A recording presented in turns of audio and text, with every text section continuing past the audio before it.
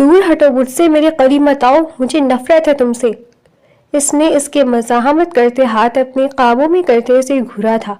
پرسکون رہو، میں شوہر ہوں تمہارا، کوئی غیر نہیں ہوں۔ اس نے اسے گھورتے ہوئے جتایا تو وہ نفرت بھری نگاہوں سے اسے دیکھنے لگی۔ وہ اسے قابو کیے اس کی گردن پر اس گہرے زخم کو لب بھیج کر دیکھتا ہوا اس پر مرہم کرنے لگا تھا، جبکہ اس لڑکی کے چہرے پر گھلی ناگواری اور نفرت میں ذرہ برابر فرق نہیں آیا تھا۔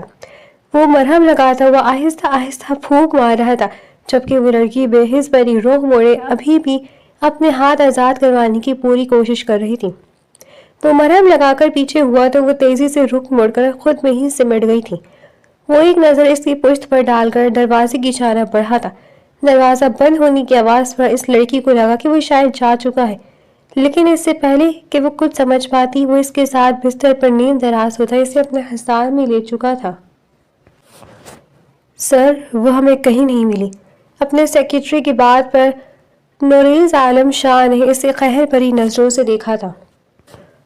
اگلے ہی پل اس نے سامنے پڑا کرسٹل واز اٹھا کر زور سے زمین پر دے مارا تھا۔ سیکرٹری مقابل کے سنبھل پر خوفزدہ ہو کر پیچھے ہوا تھا۔ اگر وہ بروقت پیچھے نہ ہوتا تو یقیناً یہ آواز اس کے پاؤں پر آ کر لگنا تھا۔ دفع ہو جاؤ یہاں سے، مجھے اپنی شکل مت دکھانا، اب تم میرے سامنے آنا جب اس کی کوئی خبر ملے۔ اس نے غصے سے آگ بگولا ہو کر کہا تو اس کا سیکرٹری جلدی سے باہر نکل گیا، ورنہ یہاں رکنے پر وہ اس کا سر پھاڑ دیتا، جبکہ پیچھے نوریز عالم اب اپنی ٹیبل پر موجود تمام چیزیں نیچے پھینکتا ہوا کوئی پاگل جنونی معلوم ہو رہا تھا۔ اس کی حالت اس وقت ایسی تھی کہ اگر وہ لڑکی نہ ملی تو وہ تباہی مچا دے گا۔ وہ گہری گہری سانس لیتا سر کرسی کی پشت سے ٹکا گیا تھا۔ آنکھیں موند رہی تو آنکھوں کے پردوں پر ماضی کے جھروکے واضح ہونے لگے۔ ارے رکیے، آپ دیکھ نہیں سکتے کیا؟ وہ ابھی سڑک کراس کرنے ہی لگا تھا جب اسے کسی کی نرم خوبصورت آواز سنائی دی تھی۔ وہ چونک کر آواز کی سمت دیکھنے لگا۔ میں آپ کی مدد کرتی ہوں، وہ لڑکی کہتے ہوئے اپنا ہاتھ اس کی جانب بڑھا گئی تھی۔ اس کی ضرورت نہیں، مجھے عارضی سہاروں کی کوئی ضرورت نہیں ہے، میں خود کراس کر لوں گا۔ اس حسین نوجوان نے سنجیدہ انداز میں جواب دیا، جس پر وہ خوبصورت لڑکی افسوس سے اسے دیکھنے لگی۔ مجھے مدد کر کے خوشی ہوگی، آپ فکر مت کریں، احسان نہیں جتا رہی، میں بس اپنے دل کی خوشی کے لیے مدد کرنا چاہتی ہوں۔ اس لڑکی کے جواب پر کتنے لمحے وہ کچھ کہہ نہیں پایا تھا۔ سمجھ میں نہیں آیا کہ کیا کہے۔ اس کی خاموشی کو رضامندی سمجھ کر اس لڑکی نے آہستہ سے اس کا بازو پکڑ لیا تھا۔ اس لڑکی کے قدم بڑھانے پر وہ بھی اس کے ہم قدم ہوا تھا۔ یہ لیں، اب آپ جا سکتے۔ اس کو دوسری جانب پہنچاتے وہ لڑکی خوش ہو کر بولی تھی، جبکہ اس کے انداز پر وہ لب ہیج کر رہ گیا۔ کیا آپ میرے ساتھ چل سکتی ہیں؟ مجھے بس تھوڑا آگے ہی جانا ہے، وہ بے اختیار بول اٹھا، جبکہ وہ اس کی بات پر فوراً مان گئی تھی۔ وہ اب ایک بار پھر اسے بازو سے پکڑے اس کے ساتھ چلنے لگی تھی۔ ویسے آپ کو جانا کہاں ہے؟ وہ اس کے ساتھ ساتھ چلتے ہوئے پوچھنے لگی تھی۔ بس تھوڑا ہی آگے جانا ہے، اس کے کہتی ہوئی سر ہلا کر اس کے ساتھ ساتھ چلنے لگی تھی۔ تھوڑا سا آگے جاتی ہی وہ نوجوان اچانک رک گیا، جس پر وہ لڑکی متوجہ ہو کر اس کی جانب دیکھنے لگی۔ اس نے اپنی آنکھوں پر پہنا ہوا چشمہ اتارا تھا اور اپنی خوبصورت نیلی آنکھوں سے سامنے کھڑی اس لڑکی کی جانب دیکھنے لگا، جو کہ اس ناسمجھی سے اسے دیکھ رہی تھی۔ اس کی نظروں کا ارتکاز ایسا تھا کہ سامنے والی پل میں سمجھ گئی کہ یہ کوئی اندھا نہیں ہے۔ اگلی ہی پل اس کے ماتھے پر بل پڑے۔ وہ غصے سے اسے گھور رہی تھی۔ یقیناً اس شخص نے اسے بیوقوف بنایا تھا۔ اس سے خود پر غصہ آ رہا تھا۔ کیا ضرورت تھی ہر کسی کی مدد کرنے کی؟ اس کی یہ عادت آج اسے اچھا خاصا شرمندہ کروا چکی تھی۔ آئی ایم سوری، میں ایسا کچھ نہیں چاہتا تھا۔ میرے دوستوں نے مجھے ڈیر دیا تھا کہ مجھے اندھے ہونے کی ایکٹنگ کرنی ہے اور یہاں تک آنا ہے۔ میں نے تو آپ کو منع کیا تھا، لیکن آپ خود ہی میری مدد کے لیے تیار تھی۔ میرا دل کہہ نہیں مانا کہ آپ کو دھوکہ میں رکھا جائے، اس لیے میں چاہتا تھا کہ آپ کو معلوم ہو جائے کہ میں کوئی اندھا شخص نہیں ہوں۔ اس نوجوان کے سنجیدگی سے کہنے پر اس کے ماتھے پر بل پڑے کچھ حد تک کم ہو گئے تھے، لیکن سبکی اور شرمندگی ہنوز تھی۔ اس کی بات پر اسے گھور کر اپنا بنا کچھ بولے مڑ گئی تھی، جبکہ وہ ایک گہری سانس لیتے اسے جاتے ہوئے دیکھنے لگا۔ اس سے کچھ فاصلے پر کھڑے اس کے دوست ناسمجھی سے یہ معاملہ دیکھ کر اس کی جانب بڑھے تھے۔ وہ جاگنگ کرتے ہوئے پانی پینے کے لیے رکی تھی جب اچانک اس کے سامنے سفید گلابوں کا بکے آیا۔ اس نے چونک کر دیکھا تو اس دن والے نوجوان کو دیکھ کر چونکی۔ اگلے ہی پل وہ اسے گھوڑی سے نوازتے ہوئے سر جھٹک کر دوبارہ دوڑنے لگی۔ ایک بار پھر اپنی بیوقوفی یاد آئی تھی۔ اپنے پیچھے قدموں کو محسوس کرتے وہ کچھ دیر تو اگنور کرتی رہی، لیکن اسے ڈھیٹ بن کر اپنے پیچھے پیچھے دیکھ کر وہ آخر چڑ کر رکی اور غصے سے اسے دیکھنے لگی۔ کیا مسئلہ ہے؟ کیوں پیچھے پڑ گئے؟ اس سے پہلے کہ میں سیکیورٹی بلا لوں، آپ اس کالونی سے باہر پھینکوا دوں گی، بہتر ہوگا اپنا راستہ ناپیں۔ اس کے غصے سے کہتے ہی وہ رک کر سنجیدگی سے اسے دیکھنے لگا۔ وہ دونوں اس وقت ایک ہائی کلاس سوسائٹی میں بنے پارک میں موجود تھے۔ ایسا کچھ نہیں، میرا مقصد آپ کو پریشان کرنا نہیں ہے، میں بس آپ سے معافی مانگنا چاہتا ہوں۔ آئی ایم سوری، میری وجہ سے آپ شرمندہ ہو گئی، حالانکہ آپ بس مدد کر رہی تھی۔ اس نے نرمی سے کہتے ہوئے ایک بار پھر پھولوں کا بوکے اس کے سامنے کیا تو اس کا نرم اور باوقار انداز دیکھ کر اب کی بار وہ بھی کچھ نرم پڑی تھی۔ اس کی کوئی ضرورت نہیں ہے اور ہمارا آپس میں ایسا کوئی تعلق نہیں ہے جس کے لیے یہ معافی تلافی کی جائے، وہ بس ایک اتفاق تھا۔ میں اس بات کو بھول گئی ہوں اور آپ کو بھی اس بات کو سر پر سوار نہیں کرنا چاہیے۔ اسے سنجیدہ انداز میں کہتے ہوئے دوبارہ جاگنگ سٹارٹ کر دی۔ مگر میں نہیں بھول پا رہا، آپ نے سچے دل سے میری مدد کی تھی اور مجھے تبھی احساس ہو گیا تھا کہ آپ ایک اچھی لڑکی ہیں۔ مجھے افسوس ہے کہ آپ اس سب کا حصہ بنی، یہ قبول کر لیں گی تو مجھے اچھا لگے گا۔ اس نوجوان نے اس کے ساتھ چلتے ہوئے شرمندہ انداز میں کہا تو وہ ایک بار پھر رک کر اسے دیکھنے لگی۔ اس کا شرمندہ ہونا اچھا نہیں لگا تھا، اس نے کون سا جان بوجھ کر اسے بیوقوف بنایا تھا، لیکن پھر بھی وہ شرمندہ نظر آ رہا تھا۔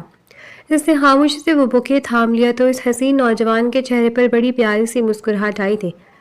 شکریہ، ویسے بس ایک سوری بولنے کے لیے آپ نے میرا پیچھا کیا ہے؟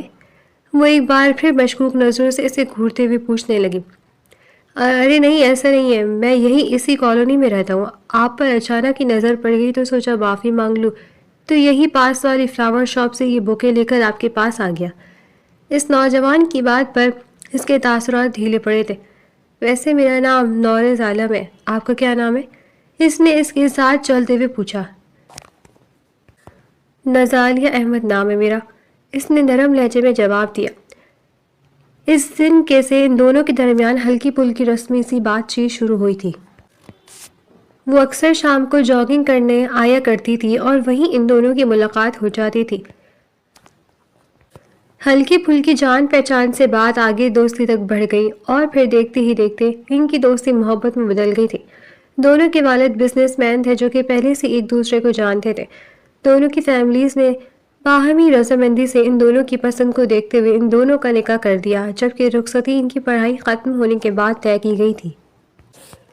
وہ اس وقت بری طرح رو رہی تھی، وہ اپنا سب کچھ کھو چکی تھی اور یہ سب کرنے والا وہی شخص تھا جس سے اس نے محبت کی تھی، جس نے وفا و محبت کے عہد و پیمانے کیے تھے۔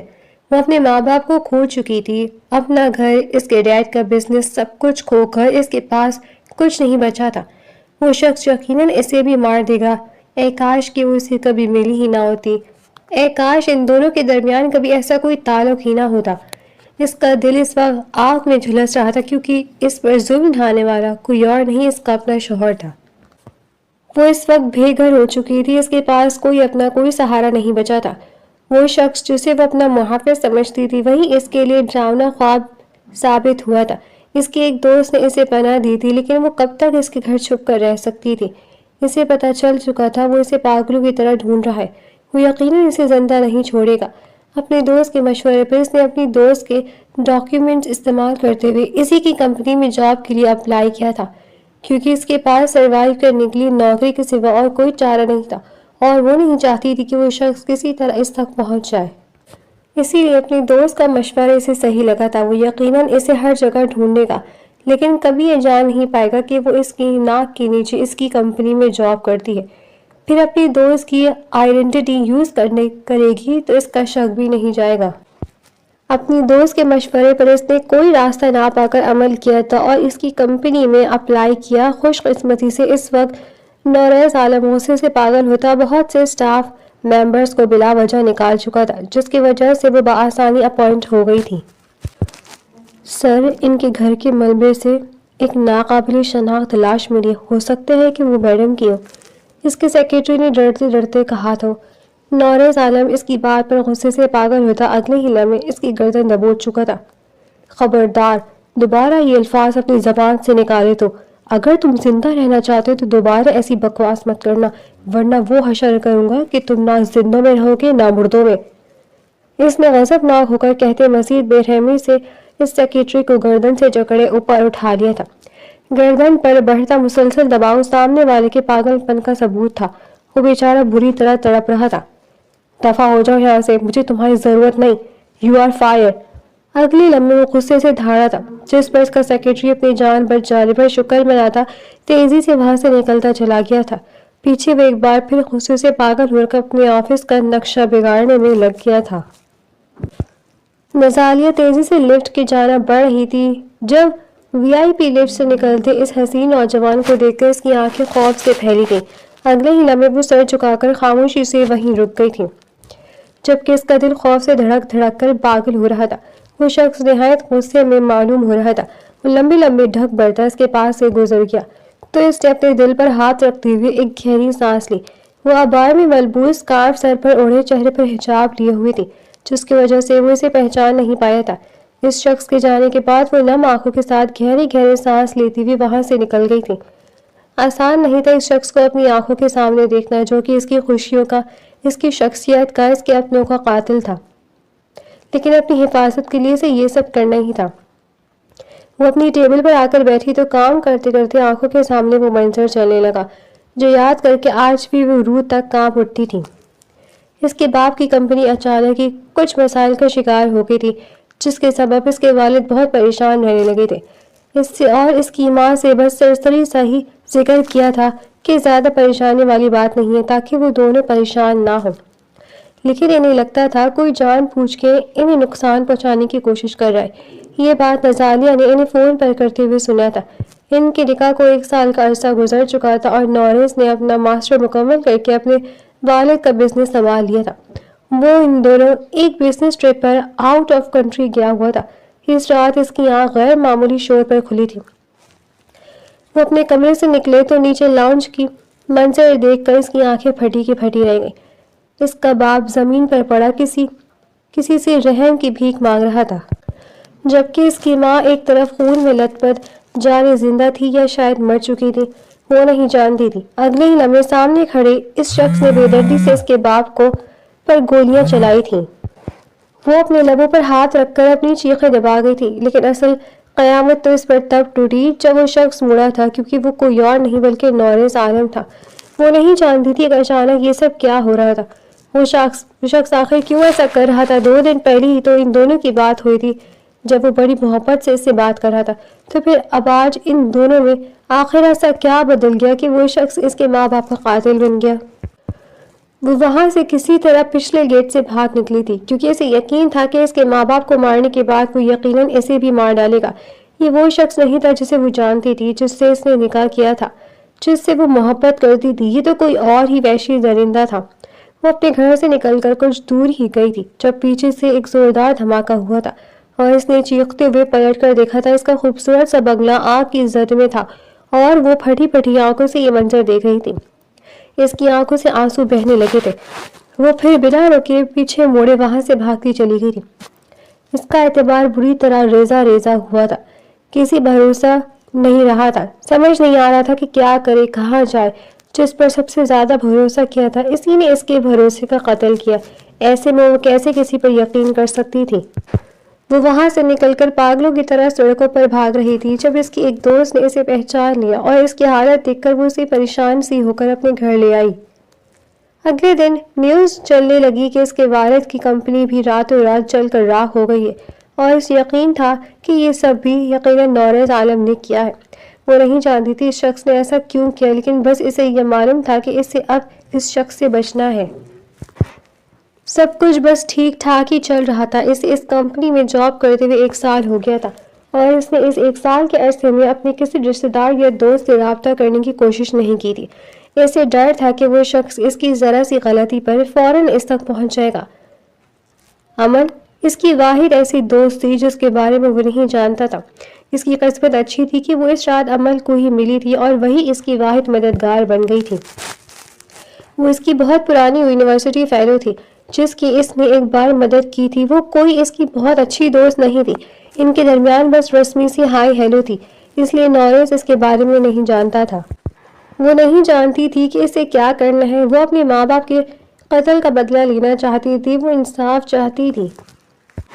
اس نے ہمیشہ لوگوں کی مدد کرنے کی کوشش کی تھی، لیکن اب وہ اس مقام پر تھی جہاں سے خود مدد کی ضرورت تھی، لیکن اس کا کوئی مددگار نہیں تھا۔ یہاں کام کرتے ہوئے اسے احساس ہو چکا تھا یہ شخص ملک کا سب سے کامیاب ترین اور طاقتور شخص بن چکا ہے۔ اس کے خلاف کھڑے ہونے کے لیے اسے بہت پاور کی ضرورت ہے، اور وہ تو ابھی خود اس کی کمپنی میں نوکری کرنے پر مجبور ہے۔ کسی سے مدد لینے کی ہمت نہیں ہو رہی تھی۔ اس کا بھروسہ اٹھ چکا تھا۔ کبھی کبھار اس شخص سے سامنا ہو جاتا، اس کے اندر خوف کے ساتھ ساتھ غصے اور نفرت کی لہر دوڑ جاتی ہے۔ جس شخص نے اس کی ہنسی زندگی میں آگ لگا دی تھی، اس سے اس کے ماں باپ چھین لی، وہ شخص کتنے سکون سے رہ رہا تھا، اس کا سب کچھ تباہ کر کے کتنا خوش تھا۔ نزالیہ اس کو سزا دلانا چاہتی تھی، لیکن اس جیسے طاقتور شخص کا مقابلہ وہ اکیلی کیسے کر سکتی تھی؟ بھلا اور پھر اس کے پاس اس شخص کے خلاف کوئی ثبوت بھی نہیں تھا۔ وہ اگر پولیس میں جا کر یہ کہتی بھی کہ یہ شخص اس کے ماں باپ کا قاتل ہے، تو کسی نے اس کی بات پر یقین نہیں کرنا تھا، کیونکہ اس کے پاس کوئی ثبوت ہی نہیں تھا۔ اس کا گھر جل کر راکھ ہو چکا تھا، CCTV فوٹیج بھی یقیناً تباہ ہو گیا ہوگا، جس پہ وہ صاف اس کے ماں باپ کو مارتا ہوا نظر آ جاتا۔ جس شخص سے کبھی ٹوٹ کر محبت کی تھی، اب اسی شخص سے سب سے زیادہ نفرت محسوس ہو رہی تھی۔ وہیں دوسری جانب نورز عالم آج بھی پاگلوں کی طرح اسے ڈھونڈ رہا تھا۔ اس کے گھر والوں نے اور انویسٹیگیشن کرنے والوں نے یہ صاف کلیئر کر دیا تھا کہ وہ لڑکی مر چکی ہے۔ اس کے گھر میں لگی آگ میں اپنے ماں باپ کے ساتھ وہ بھی مر گئی ہے، لیکن وہ یہ بات ماننے کے لیے تیار نہیں تھا۔ وہ اس سب کے باوجود بھی اسے ڈھونڈنے کے لیے پاگل ہو رہا تھا۔ اس کے گھر والے کتنی بار اس سے اس لڑکی کو بھول کر آگے بڑھنے کا کہتے تھے، لیکن اس کی دنیا جیسے اسی ایک لڑکی پر رک گئی تھی۔ وہ اس کی جگہ کسی کو دینے کے لیے تیار نہیں تھا۔ اس کے اس پاگل پن سے اس کے ماں باپ بھی پریشان ہو اٹھے تھے، لیکن وہ اپنی ایک ہی ضد پر قائم تھا، اپنے ماں باپ کی اکلوتی اولاد تھا۔ اس لیے وہ دونوں ہی چاہتے تھے کہ اب وہ اس لڑکی کا پیچھا چھوڑ دے جو کہ مر چکی اور اپنے لیے کسی اور کا انتخاب کر لے، لیکن وہ ان کی بات پر ہتے سے اکھڑ جاتا تھا۔ اس کے آس پاس کے ملازمین اور اس کے ورکرز آئے دن اس کے غصے کا شکار ہوتے تھے۔ وہ ایسا نہیں تھا، وہ بڑا ہی کول مائنڈڈ بندہ تھا، غصہ تو جیسے اس نام میں کوئی بھی تھا ہی نہیں۔ لیکن جب سے وہ لڑکی سے دور ہو گئی تھی، تب سے وہ ایسا جنونی ہو گیا تھا کہ بات بے بات بگڑ جاتا تھا۔ اس کے گھر والے بھی اس کے حد سے زیادہ غصے اور جنون پر پریشان ہو اٹھتے تھے۔ وہ بھی ایک معمول کے جیسا دن تھا جب اس کی کمپنی کے ضروری ڈاکیومنٹس چوری ہو گئے تھے۔ اپنے باس کی سڑیل اور غسیل طبیعت سے سب واقف تھے۔ پوری کمپنی میں ہی عجیب سی ہلچل مچی ہوئی تھی، لیکن نورز عالم کی آج ہی دبئی کی فلائٹ تھی۔ اس کی دبئی میں کچھ ضروری میٹنگز تھی، اسے 3 دن بعد واپس آنا تھا اور اس کی ٹھیک 1 گھنٹے بعد فلائٹ تھی۔ اس لیے اس نے اس چور کو پکڑنے کی ذمہ داری اپنے مینیجر کے سر پر ڈال دی تھی، کیونکہ اس وقت اس کے پاس بہت کم وقت بچا تھا۔ اسے ابھی اپنی پیکنگ بھی کرنی تھی۔ پوری رات تو اس کی اس حسین لڑکی کی یادوں میں گزر جاتی تھی۔ آدھا دن بھی اس کے بارے میں سوچتے ہوئے اس تک پہنچنے کے منصوبے بناتے ہوئے گزر جاتا تھا۔ اس نے کوئی جگہ نہیں چھوڑی تھی اسے ڈھونڈنے کی۔ اس کے ہر دوست، ہر رشتہ دار کے پاس اسے تلاش کیا تھا، جہاں جہاں وہ ہو سکتی تھی، ہر اس ممکن جگہ پر ڈھونڈ چکا تھا، لیکن جانے وہ کہاں غائب ہو گئی تھی۔ مختلف ہسپتالوں میں، ہاسٹلز میں، ہوٹلز میں، ہر جگہ جہاں اس کے ہونے کا خدشہ تھا، وہاں بھی اس کو ڈھونڈ نکالا، لیکن اسے جیسے زمین کھا گئی، آسمان نکل گیا، جانے وہ کہاں اچانک غائب ہو گئی۔ اس کی کمپنی کا بہت بڑا نقصان ہوا تھا، لیکن اسے جیسے اب ان سب چیزوں سے فرق نہیں پڑتا تھا۔ اس لڑکی کے کھونے سے بڑا نقصان اس کے نزدیک کوئی نہیں تھا۔ اس کا چڑچڑا پن اور بے وجہ کا غصہ بھی بس اسی لڑکی کے باعث تھا۔ وہ پورے سٹاف پر چیخ چلا کر اپنی فرسٹریشن نکال کر بیزاری سے چوری والا معاملہ اپنے مینیجر پر ڈال کر خود دبئی کے لیے نکل گیا تھا۔ اسے چوری یا نقصان سے کوئی خاص فرق نہیں پڑتا تھا، لیکن اپنا غصہ نکالنے کا ایک اور بہانہ ضرور مل گیا تھا۔ اس کے پیچھے چوری کا الزام نزالیہ پر ہی ثابت کر دیا گیا تھا۔ وہ روتے ہوئے چیختے ہوئے مسلسل کہہ رہی تھی کہ اس کا اس سب میں کوئی ہاتھ نہیں ہے۔ وہ نہیں جانتی کہ اس کے ڈیسک میں وہ فائل کیسے ملی، کس نے رکھی، اس کا اس سب میں کوئی ہاتھ نہیں ہے۔ ہاں، وہ اس نوجوان سے انتقام چاہتی تھی، لیکن اس نے ایسا کچھ نہیں کیا تھا۔ پھر وہ ایک عام سی امپلائی تھی، وہ کیسے بھلا اتنے ضروری ڈاکیومنٹس چرا سکتی تھی جس تک اس کی پہنچ ہی نہیں تھی۔ یقیناً یہ اسے پھنسانے کی سازش تھی۔ اس کا دل مزید خوفزدہ ہوا جب مینیجر نے پولیس کو فون کر دیا۔ وہ باقاعدہ رونے لگی تھی۔ وہ بار بار منت کر رہی تھی کہ اس نے ایسا کچھ نہیں کیا، لیکن کوئی اس کی بات سننے کے لیے تیار نہیں تھا۔ کچھ ہی دیر میں پولیس اسے اریسٹ کر کے اپنے ساتھ لے گئی تھی۔ اس کے آنسو تھے کہ تھمنے کا نام ہی نہیں لے رہے تھے۔ وہاں لیڈی کانسٹیبل نے جب اس کا نقاب اتارا تو وہ دنگ رہ گئی، کیونکہ اس نے گلے میں جو آئیڈینٹی کارڈ پہنا ہوا تھا، اس کا چہرہ اس آئیڈینٹی کارڈ پر بنی تصویر سے بالکل مختلف تھا۔ کمپنی میں موجود اس کے ڈاکیومنٹس چیک کیے گئے تو معلوم ہوا کہ وہ ڈاکیومنٹس اس کے نہیں ہیں، جس پر پولیس والوں کا اس پر شک مزید پختہ ہو گیا۔ یقیناً یہ لڑکی کافی عرصے سے کمپنی والوں کی آنکھوں میں دھول جھونک کر کسی مقصد کی خاطر یہاں کام کر رہی تھی۔ اس لڑکی کے دھوکے نے صاف ظاہر کر دیا کہ وہ لڑکی کوئی جاسوس تھی۔ ایسا کچھ نہیں، میری فرینڈ کے ڈاکیومنٹس ہیں میرے پاس، میں اس کی جگہ پر 1-2 دن کام کر رہی تھی کیونکہ وہ کسی وجہ سے جاب پر نہیں آ رہی تھی۔ میں کوئی جاسوس نہیں ہوں، پلیز میری بات کا یقین کریں، یہ میری فرینڈ کے ڈاکیومنٹس ہیں اور وہیں جہاں جاب کر رہی تھی، میں تو بس 1-2 دن اس جگہ پر آئی تھی۔ سب کچھ اپنے خلاف ہوتے دیکھ کر وہ منت کرتے ہوئے ان لوگوں کو یقین دلانے لگی کہ وہ قصوروار نہیں ہے۔ اس کی بات پر پولیس والوں نے انویسٹیگیشن کرنے کے لیے اس دوست کو کال کر کے پولیس اسٹیشن بلوایا، جس کا نمبر ڈاکیومنٹس میں موجود تھا۔ جبکہ نظاریہ اب آنکھیں موندے دل میں اپنے رب سے دعا کر رہی تھی، کیونکہ وہ ایک ایسی مصیبت میں پھنس چکی تھی جس سے نکلنا ناممکن نظر آ رہا تھا۔ اس کی دوست خود ایک مڈل کلاس فیملی سے بلانگ کرتی تھی اور پتہ نہیں وہ اب کیا کرے گی۔ اسے پتا تھا وہ اسے بچا نہیں پائے گی، لیکن اب وہی اس کی آخری امید تھی۔ اگر وہ اس کی باتوں پر ہاں کہہ دیتی تو شاید وہ بچ سکتی تھی۔ اس کی دوست خود گھبرائی ہوئی سی پولیس اسٹیشن پہنچی تھی۔ اس کا دل بری طرح پریشان تھا۔ اس کی فیملی والوں کو یہ سب پتا چلا تو جانے کیا ہو جاتا۔ اسے تو اپنے گھر والوں سے جاب کی اجازت بھی نہیں تھی۔ اس نے تو بس اپنی دوست کی مدد کے لیے ڈاکیومنٹس اس کے حوالے کیے تھے، لیکن اس نے کبھی نہیں سوچا تھا کہ کبھی اس طرح کی سچویشن کا سامنا کرنا پڑ سکتا ہے۔ اگر اس کے گھر والوں تک یہ بات پہنچ گئی تو پتہ نہیں وہ اس کے ساتھ کیا کریں گے۔ وہ بیچاری خود خوفزدہ ہو رہی تھی۔ پھر یہ کوئی عام معاملہ نہیں، چوری کا معاملہ تھا۔ پولیس والوں نے اسے سوال جواب کیے تو اس نے گھبراتے ہوئے جھوٹ بول دیا، یہ کہتے ہوئے کہ اس کے ڈاکیومنٹس کافی عرصہ پہلے چوری ہو گئے تھے۔ وہ نہیں جانتی اس سب کے بارے میں کچھ بھی، نہ ہی یہ اس کا ڈاکیومنٹس تھے اور نہ ہی اس کمپنی سے کوئی تعلق ہے۔ وہ اپنے خوف اور ڈر میں جھوٹ بول کر اپنی دوست کو مصیبت میں پھنسا چکی تھی، لیکن وہ خود مجبور تھی۔ وہ خود مصیبت میں نہیں پھنسنا چاہتی تھی، اس لیے اس سے نہ چاہتے ہوئے بھی ایسا کرنا پڑا، جبکہ نازالیہ کی آخری امید بھی ٹوٹ چکی تھی۔ پولیس والوں نے جب اسے اپنے گھر والوں کے بلانے کے لیے کہا تو وہ شدتوں سے رو پڑی تھی۔ وہ کیسے بلاتی؟ اس کے ماں باپ تو اس دنیا میں تھے ہی نہیں، نہ ہی کوئی اپنا تھا۔ ایک واحد دوست تھی، لیکن وہ بھی اس کے خوف کی وجہ سے اس کا ساتھ چھوڑ چکی تھی۔ اس کے پاس تو کوئی بھی نہیں تھا۔ میرا کوئی نہیں ہے، اس کے پاس بس یہی ایک جواب تھا، جبکہ اب وہ پولیس والوں کی نظروں میں مزید مشکوک ہو گئی تھی، جس کا آگے پیچھے بھی کوئی نہیں تھا، نہ کوئی پہچان، نہ نام اور نہ کسی کے چوری کیے ہوئے ڈاکیومنٹس پر۔ وہ ایک کمپنی میں کام کر رہی تھی۔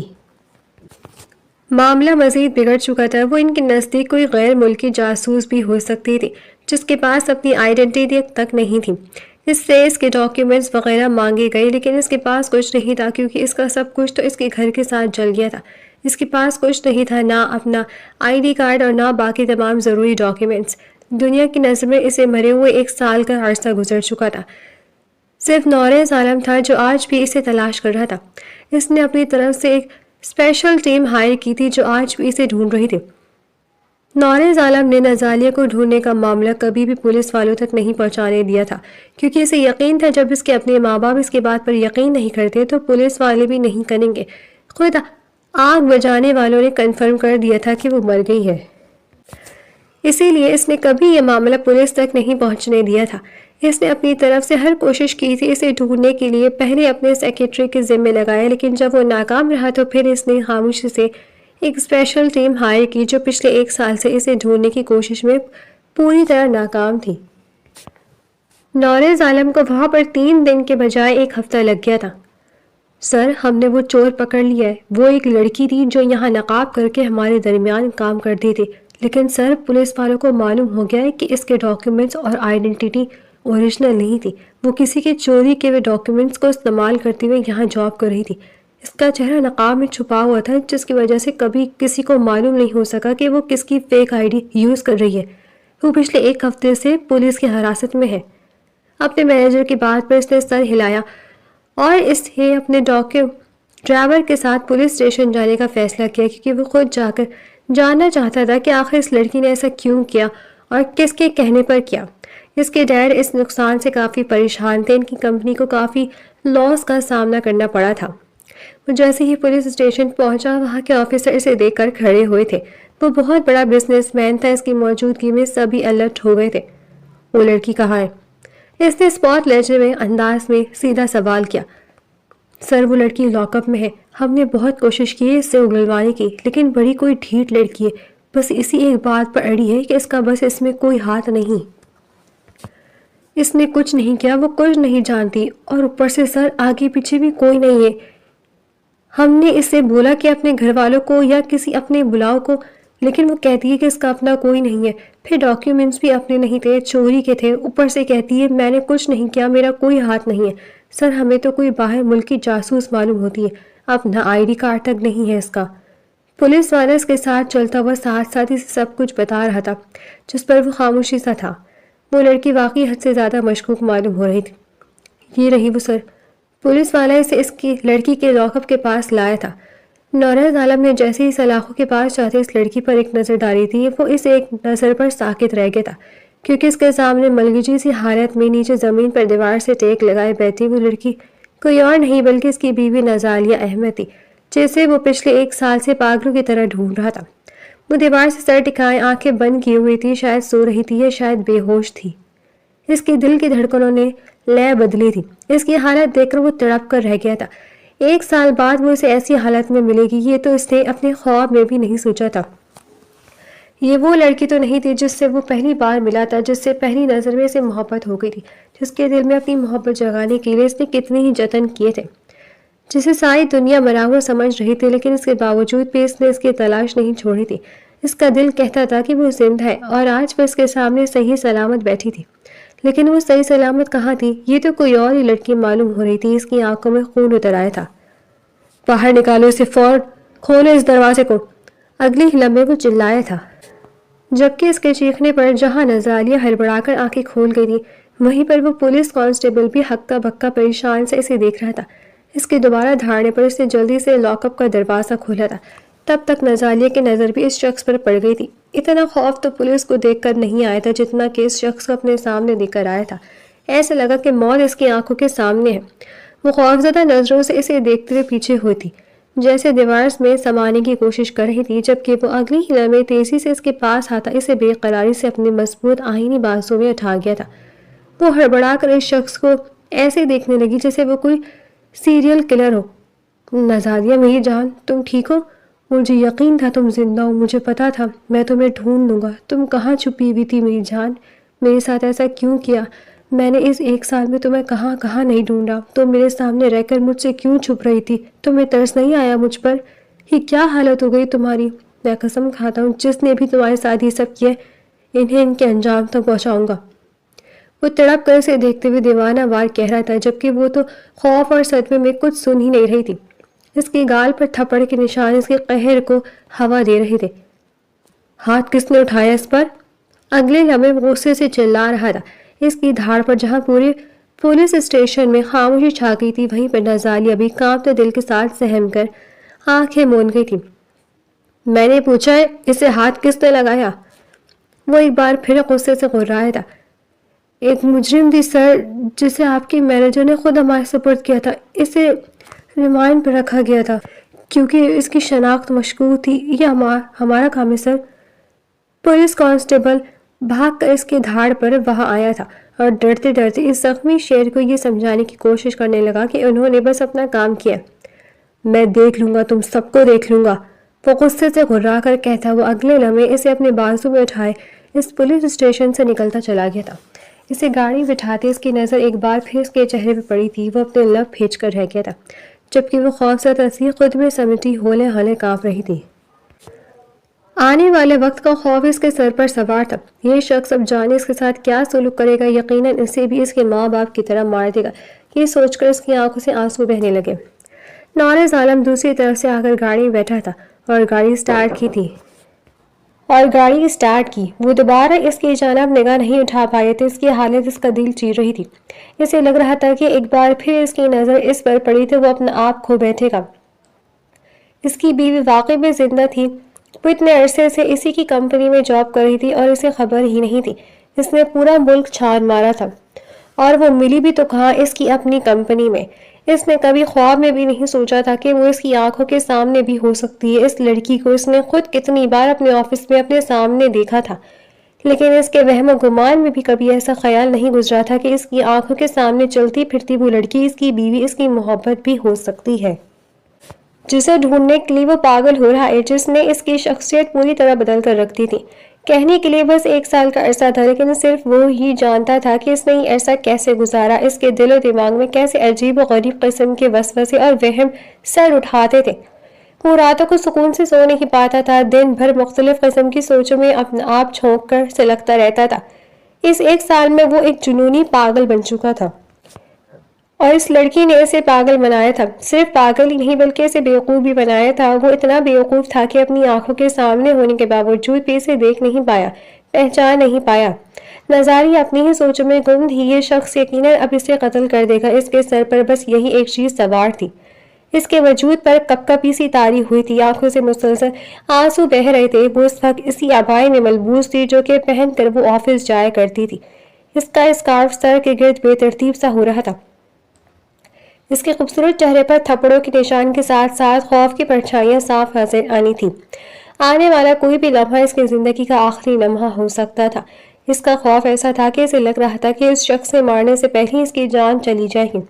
اس شخص سے بے انتہا محبت کی تھی، تاعمر ساتھ نبھانے کے وعدے کیے تھے، جس نے اس کی زندگی تباہ کر کے رکھ دی تھی، اور اب وہ اسی کا قاتل بنے گا۔ اس کا موجود محبوب اس کا قاتل بننے والا تھا۔ وہ خود کے لیے موت کی دعائیں کرنے لگی۔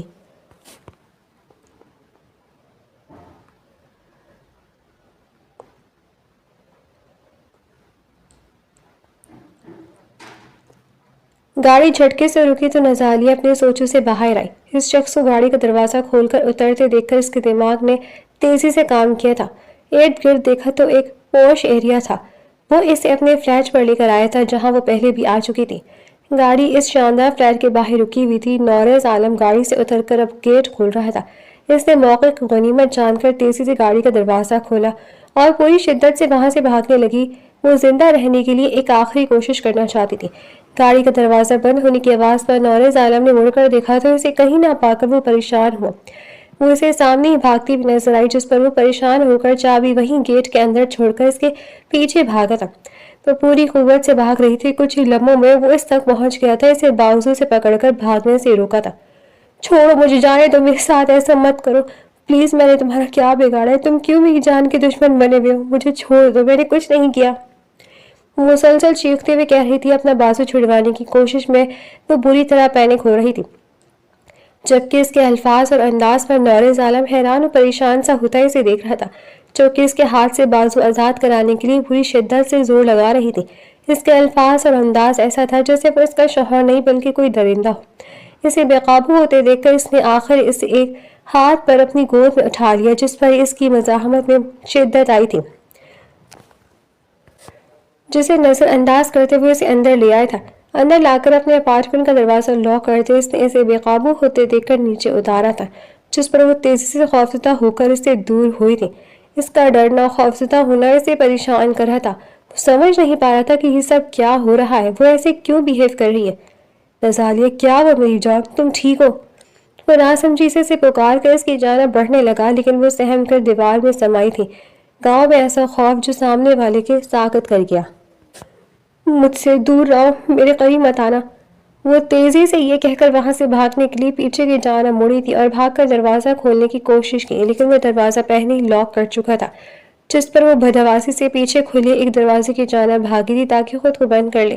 ساکت کھڑے نورز عالم کے وجود میں حرکت آئی تھی۔ وہ حیران پریشان سے اس کے پیچھے کچن میں داخل ہوا تھا، جبکہ اسے ایک بار پھر سامنے دیکھ کر نزالیہ کو اپنی موت آنکھوں کے سامنے ناچتی ہوئی دکھائی دینے لگی۔ وہ پیچھے ہٹتی کچن کاؤنٹر سے ایک تیز دھار چھری نکال چکی تھی، جس پر وہ تڑپ کر اس کی جانب بڑھا۔ میرے قریب مت آنا، میں خود کو ختم کر لوں گی، مجھے تمہارے ہاتھوں نہیں مرنا، اس سے بہتر ہے میں خود کو مار لوں۔ اس نے یہ کہتے ہوئے چھری اپنی گردن پر رکھی تھی، جبکہ نورز عالم حیرانی سے اس کا پاگل پن دیکھ رہا تھا۔ وہ بدحواسی اور خوف کے سبب واقعی پاگل ہو گئی تھی کہ موت کے خوف سے وہ خود کو ہی ختم کرنے کی کوشش کر رہی تھی۔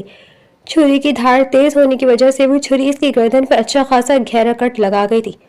نورز عالم اس کی گردن سے بہتا خون دیکھ کر تڑپ کر اس کی جانب بڑھا تھا۔ اس کا ہاتھ پکڑتے اس کے ہاتھ سے چھری لے کر دور پھینکی تھی۔ کیا کر رہی ہو؟ پاگل ہو گئی ہو؟ ابھی لگ جاتی تو پھر کیا ہوتا؟ وہ تڑپ کر اس کے دونوں بازو اپنے ہاتھوں میں زور سے تھامے غصے سے چلایا تھا۔ مجھے مت مارو، مجھے نہیں مارنا، تمہارے ہاتھوں چھوڑ دو مجھے، تم ایک نہایت گھٹیا شخص ہو، مجھے نفرت ہے تم سے، تم ایک قاتل ہو۔ وہ اسے دیکھ کر ہسیانی انداز میں چیختے ہوئے کہہ رہی تھی۔ اس کی باتوں پر نورز عالم صدمے سے اسے دیکھ رہا تھا۔ نزالیہ، مجھے معلوم ہے تمہاری حالت ٹھیک نہیں ہے، شاید تمہیں اپنے ماں باپ کی وجہ سے صدمہ پہنچا ہے، لیکن تم ایسے کیوں بہیو کر رہی ہو جیسے تمہارے ماں باپ کو میں نے مارا ہو؟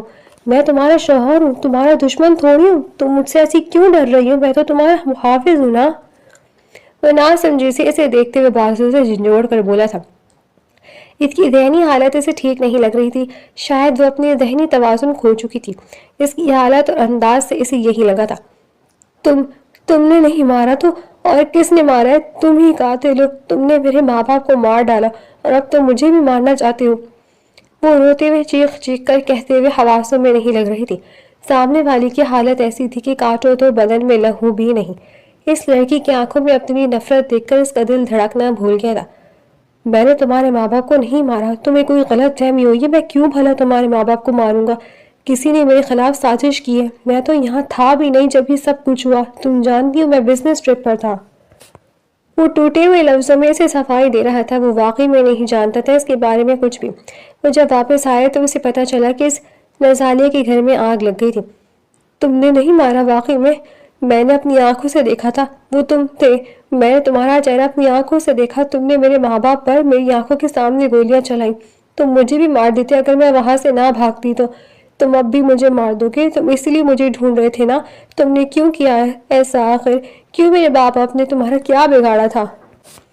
وہ ایک بار پھر چیختے ہوئے کہہ رہی تھی، جبکہ وہ صدمے کی کیفیت میں اسے دیکھ رہا تھا۔ نورس کو اس کی باتیں سمجھ نہیں آ رہی تھی، لیکن لگ رہا تھا کہ وہ پاگل نہیں ہوئی، کچھ ایسا ہے جس سے وہ واقف نہیں، کچھ ایسا ہے جو کہ ان دونوں کو ایک دوسرے سے دور کر گیا تھا۔ یہ تم کیا کہہ رہی؟ تمہارے ماں باپ تو گھر میں آگ لگنے کی وجہ سے مر گئے تھے نا؟ اس کی بات پر وہ پاگلوں کی طرح ہنسنے لگی تھی۔ تو تم کم سے کم اب ایسا مت کہو، تم نے تو خود میرے ماں باپ کو مارا ہے۔ وہ نفرت بھری نگاہوں سے اسے دیکھتے ہوئے کہنے لگی، میں نے نہیں مارا تمہارے ماں باپ کو، میرا یقین کرو میں تم سے بہت محبت کرتا ہوں، پورے 1 سال میں پاگلوں کی طرح تمہیں ڈھونڈتا رہا، تم خود سوچو کیا میں ایسا کر سکتا ہوں؟ وہ اس کے ہاتھ جکڑے اس کی آنکھوں میں دیکھتے ہوئے تڑپ کر بولا تھا۔ اس کی نفرت اسے مار رہی تھی۔ مجھے کبھی یقین نہیں آتا اگر کوئی مجھ سے یہ کہتا، لیکن میں نے اپنی آنکھوں سے دیکھا تھا، اس پر کیسے یقین نہ کروں؟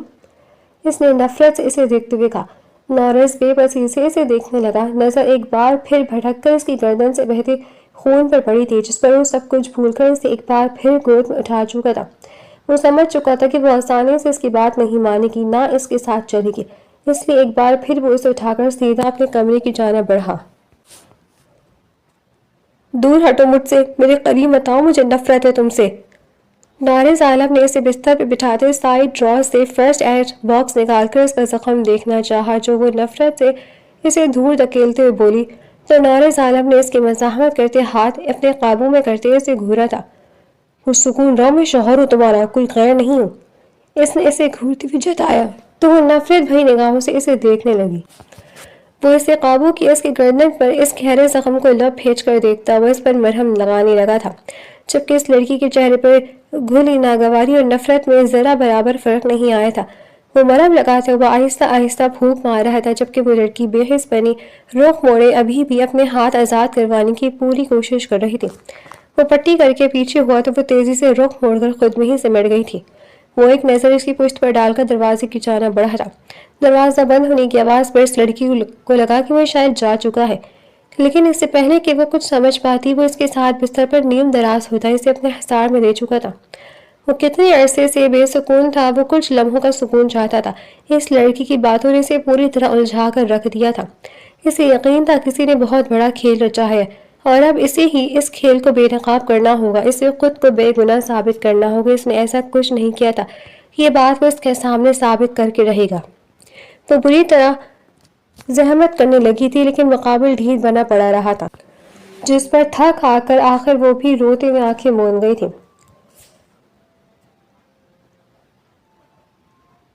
اگلی صبح اس کی آنکھ کھلی تو وہ کہیں نہیں تھا، سائڈ ٹیبل پر گرم گرم ناشتہ پڑا تھا۔ اس نے اٹھ کر دیکھا تو پورا اپارٹمنٹ خالی تھا، وہ کہیں نہیں تھا، جبکہ دروازہ وہ باہر سے لاک کر کے گیا تھا۔ جانے اب یہ شخص اس سے کیا چاہتا تھا، جب اس کے ماں باپ کو مارا ہی تھا تو پھر اب مکر کیوں رہا تھا، وہ نہیں سمجھ پائی تھی۔ لیکن اگر اس شخص کو لگتا تھا کہ وہ اتنا سب کرنے کے بعد بھی اسے اپنی چھوٹی محبت کے جال میں پھنسا سکتا ہے تو وہ یقیناً غلط تھا۔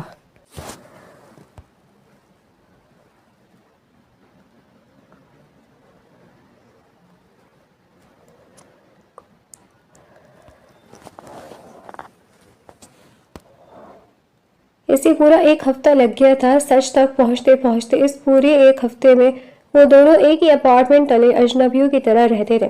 نازالیہ پورا دن اپنے کمرے میں بند رہتی تھی، نورس کے پاس ڈپلیکیٹ کی موجود تھی جس سے وہ دروازہ کھول کر اس تک کھانا پہنچا دیتا تھا، لیکن وہ نفرت سے اس کی جانب دیکھتی تک نہیں تھی۔ گھر سے نکلنے کی وہ کوشش کر چکی تھی لیکن اس نے اس پر یقینی بنایا تھا کہ وہ اس سے دور نہ جا پائے۔ اور پھر آخر سچ سامنے آ کے اس سب کے پیچھے کوئی اور نہیں، خود نورس عالم کا باپ تھا۔ انہیں شروع سے ہی نازالیہ اور اس کا باپ بالکل پسند نہیں تھا۔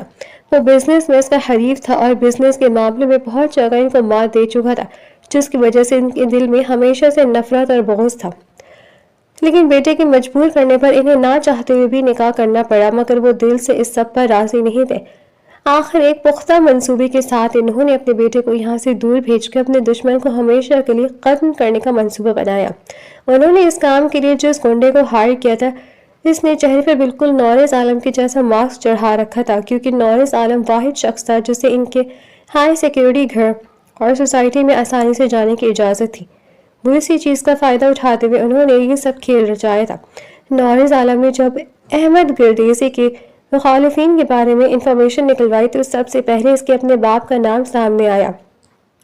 یقین تو نہیں آیا، لیکن اس نے سب سے پہلے اپنے باپ کے خاص ملازم کو پیسے کھلا کر اس سب کے بارے میں پوچھا اور تب اسے سب معلوم ہو گیا۔